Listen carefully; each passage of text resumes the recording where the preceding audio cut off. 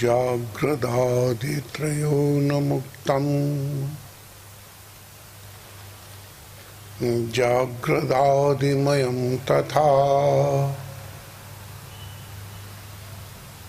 ओंकारैकसु संवेद्यम् यत्पदं तन्नमाम्यहम् यत्पदं तन्नमाम्यहम् यत्पदं तन्नमाम्यहम्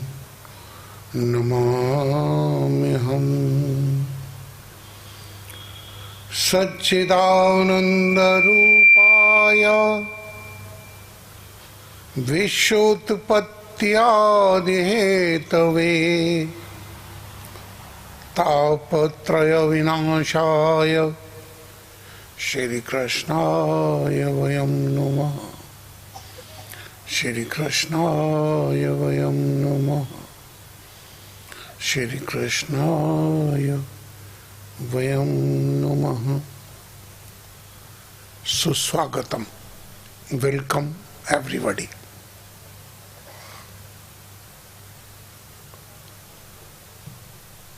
भारती मनीषा का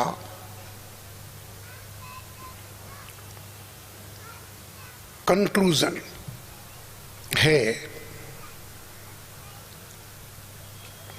और भारती मनीषा कोई इंडिपेंडेंट थिंकिंग नहीं है।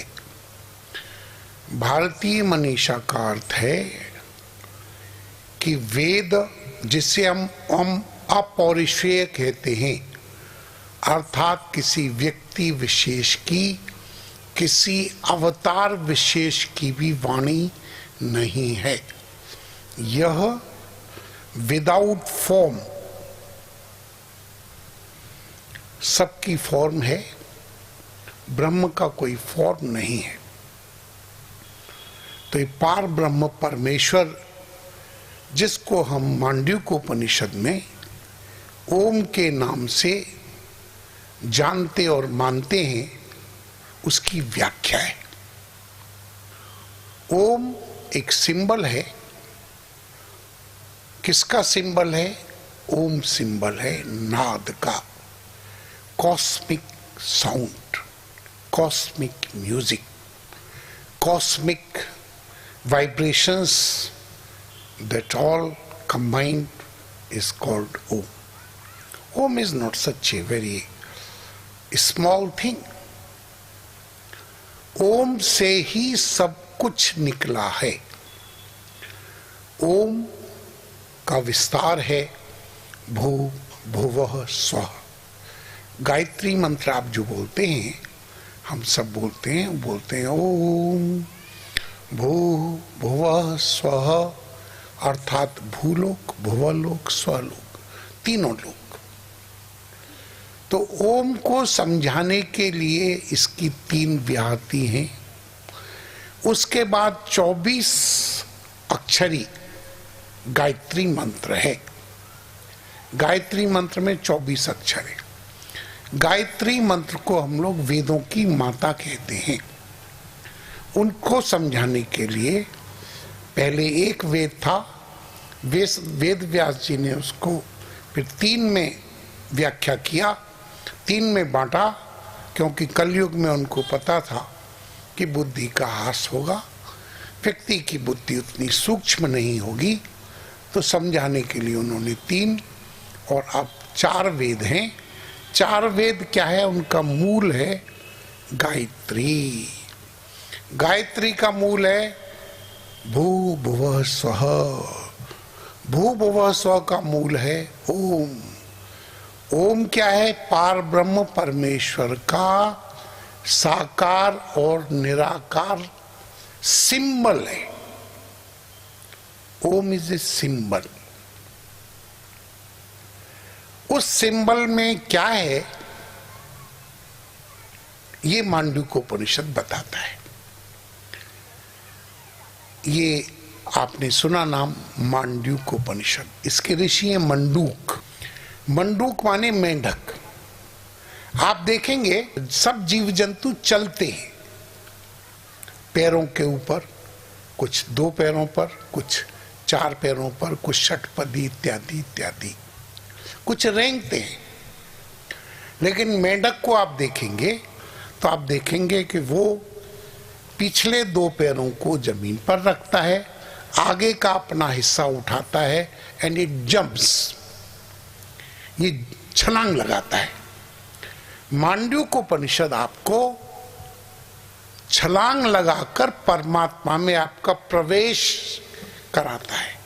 ये रेंग रेंग के चलाता नहीं है, ये आपका परमात्मा में जंप करके, जैसे मेंढक जंप करके चलता है, यह मांडूक्योपनिषद आपको जंप करके पार ब्रह्म परमेश्वर में जो आपका ही अपना स्वरूप है उसमें स्थापित कर देता है।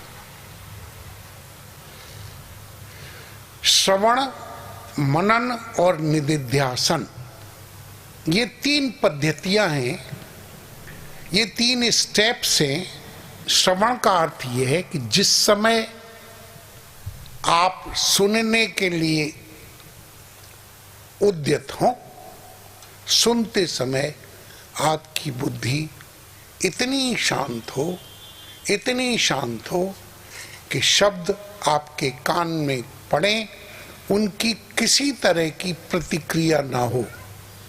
ऋषि उदाहरण देते हैं कि जैसे तेल की धार तेल में पड़ती है तो कोई बुदबुद पैदा नहीं होता, नो बबल्स कम्स आउट।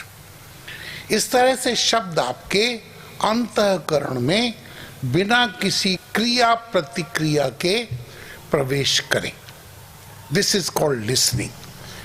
कान खोलने से कुछ नहीं सुना जाता। Listening is the highest spiritual practice, वो आपको करनी है। आप बड़े चकित हो रहे होंगे सुन के, लेकिन ये सही बात है कि हम सुनते ही नहीं हैं। आप आज कल कोई भी जो भी टॉपिक आपको बहुत अच्छा लगता हो उसका टेप लगा लीजिए। इन लेक्चर्स का भी आपको टेप मिल जाएगा, अभी नहीं मिलेगा, CD will be available, it is being recorded. सवेरे या यहां से जाने के बाद आप फिर पहले आंख बंद करके कोशिश कीजिएगा क्या क्या कहा गया। सवेरे फिर आप कोशिश कीजिएगा, अभी लगेगा हमने सुन लिया, सब समझ आ गया, यस परफेक्ट। सवेरे आप सुनेंगे, बहुत चकित होंगे। 5% भी बहुत इंटेलेक्चुअल लोग इसको अपने माइंड में रिपीट कर पाएंगे, रिमेंबर कर पाएंगे। और जब आप इसकी रिकॉर्डिंग सुनेंगे तो आप चकित होंगे कि अच्छा ये भी कहा था, मैंने तो नहीं सुना। कारण कि जिस समय हमारी बुद्धि, मान लीजिए अभी मैं कुछ कह रहा हूं और आपकी बुद्धि कहीं सोच रही है, बुद्धि तो एक ही है, ऊधो मन न भय 10-20, मन तो एक ही है, इंद्रियां 5 है। जिस इंद्रिय से मन जुड़ा है उसको पकड़ता है, बाकी 4 से नहीं पकड़ता। तो वो विषय जितनी देर के कान आपके उस शब्द से जुड़े रहे वो तो आपने कैच कर दिया, और जितनी देर आप चिंतन करते रहे कि ये ठीक है कि नहीं है, घर का विचार आ गया, कहीं का विचार आ गया, माइंड एक ही है, वो आपने नहीं सुना। तो right listening, it's a great practice. तो आप चकित होंगे, बोले ये तो बोला ही नहीं। फिर जब अब ये तो रिकॉर्ड है, मशीन इसको रिकॉर्ड कर रही है, ये तो अपनी तरफ से कुछ एडिशन डिडक्शन नहीं करेगी। तो जब आप करेंगे तो आपको मेरी बात का तथ्य का, मेरी बात की गहराई का आपको पता लगेगा। तो first qualification is right listening. Right माने आपको रॉन्ग राइट नहीं करना है। राइट लिसनिंग माने सही प्रकार से आप सुनिए, इसका अभ्यास कीजिए। धर्म, परमात्मा आपसे अलग नहीं है, आप परमात्मा से अलग नहीं हैं।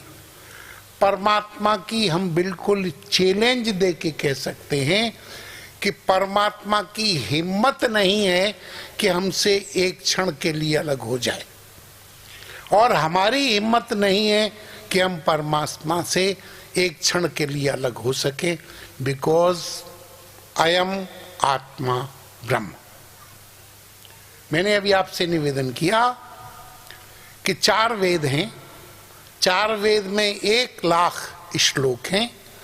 1 लाख श्लोक में 80,000 श्लोक कर्मकांड के हैं, 16,000 श्लोक भक्ति कांड के हैं, how to do the devotion, भक्ति कांड। और उसके बाद 4,000 श्लोक हैं ज्ञान के हैं, जो इंटेलेक्चुअल्स हैं, how to realize one's own self.